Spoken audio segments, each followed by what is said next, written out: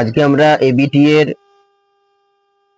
Physical সায়েন্সের 313 নম্বর যে page আছে তার বিভাগ ক্ষয়ের প্রশ্নগুলো আলোচনা করব। চলো, প্রথম যে প্রশ্ন আছে সেটার উত্তর হবে সমুদ্রের জলতল বৃদ্ধি।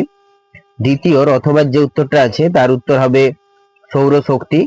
2.2 এর যে উত্তরটা আছে সেটা হবে জুল পার কেজি। 2.3 এরটা হবে মিথ্যা। কারণ কি? কারণ এটা একটা সূত্র আছে, অ্যাভোগাড্রো সূত্র, যেখানে ভি প্রপোর্শনাল স্মল এন হয়, এটা আলাদা হবে না, একই হবে, সেই কারণের জন্য মিথ্যা।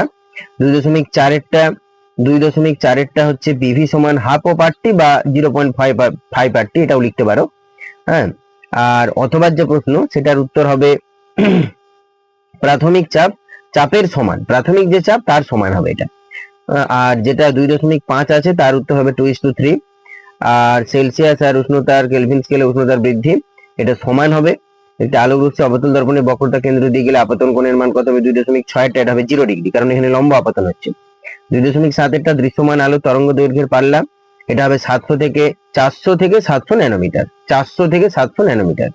2.8 এরটা হবে তারকে দুভাগগুলির রোধাঙ্কের কি পরিবর্তন হবে? কোনো পরিবর্তন হবে না। 2.9 এরটা ডায়নামিতে যান্ত্রিক শক্তি তড়িৎ শক্তিতে রূপান্তরিত হয়। 2.10 এরটা এটা হবে নিউক্লিয় বিভাজন বিক্রিয়া।